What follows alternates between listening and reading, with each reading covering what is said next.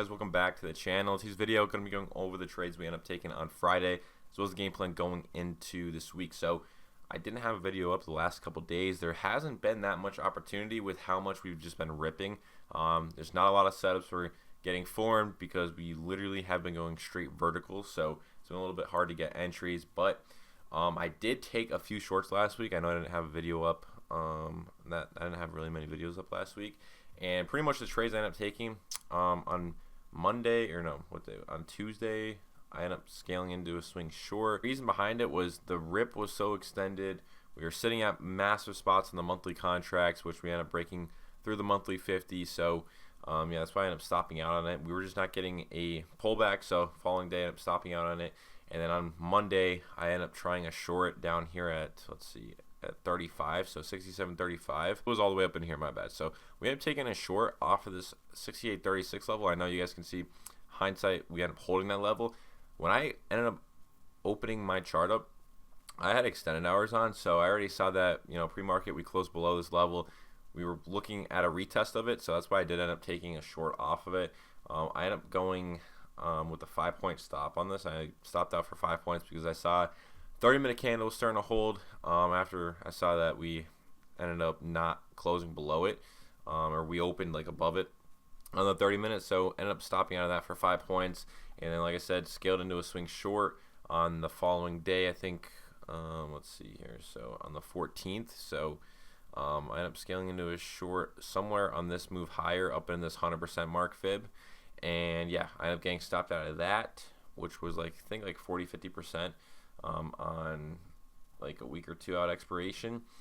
And then what else did we take? So I took another short on ES at 62, which was at this fib right up in here, and we were just not getting any rejections. You guys can see every single fib was pretty much getting ran through, and you know, technically these aren't really setups to take on the fib. They just made sense, like since how much we've been ripping, the spots we were sitting at, you know, 4-hour 50, daily 50, things like that, and we just weren't getting the rejection. So rest of the week, after like what, Thursday and Friday, I didn't end up taking anything on, or actually Wednesday, Thursday and Friday, didn't take anything on, you know, ES or NQ, just because of this move we've been having. I mean, I'm not trying to short this move. I'm kind of waiting for a price to, you know, give us a pullback, give us some sort of setup. Just not smart to keep trying to short when, you know, we've already taken like 2 or 3 losses on it. So now I'm just waiting for something to develop, another setup to form that we could actually long or short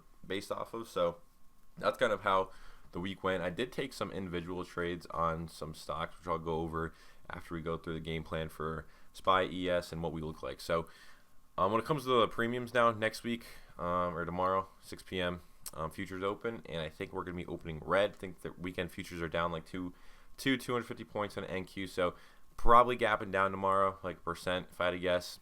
So I'm just going to take a guess, and maybe we have the 705 calls, maybe it's the 710s, maybe it's something else, but this is kind of what we look like. So 30-minute chart here, super extended. We have yet to get a nice dip to the 50, so that's kind of what I'm expecting. I want us to see a pullback to the 50.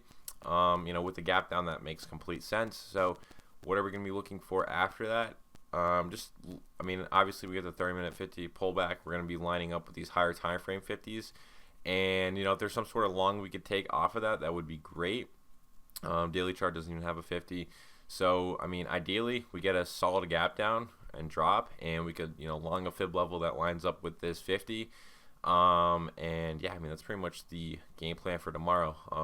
You know, if we gap down, open near this 50, look to see what fib level we're at, and if we're at a fib level, you can long it.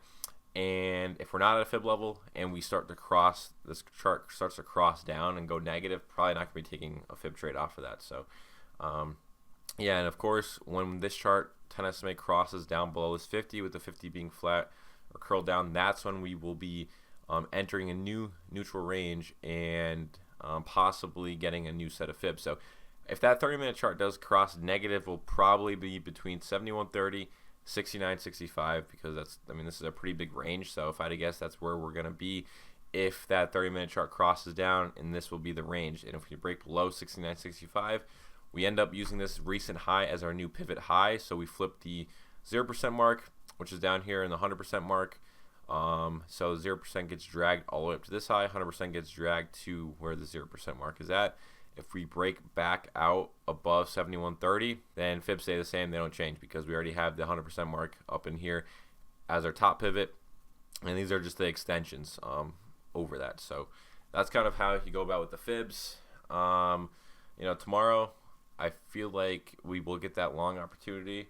Hopefully we don't get absolutely ran through. That would be so unfortunate with this move just going straight vertical, and then we finally get a setup and then it fails. But, is what it is. If that is the case, I'm just going to be looking for something that lines up with that 30-minute 50. Like this 69.65 down in here. I doubt. How many points is that? 16, actually, it's not too many points from where we're at. Actually, yeah, it is. That's almost like 100.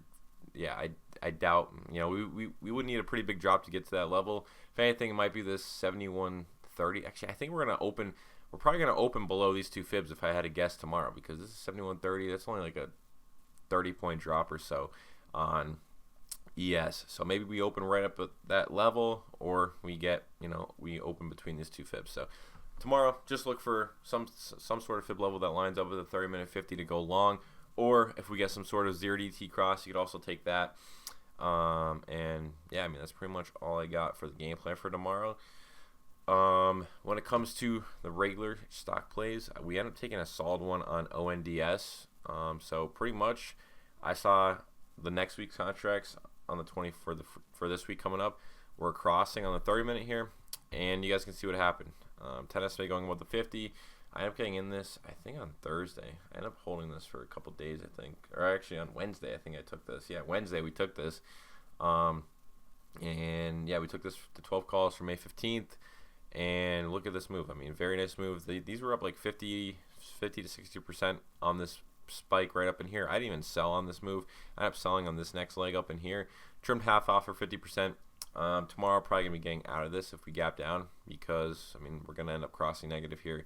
I'm only in my runners now, and yeah, we're still up, I think, like 10% on this trade. So that's kind of what we're rocking with on this trade.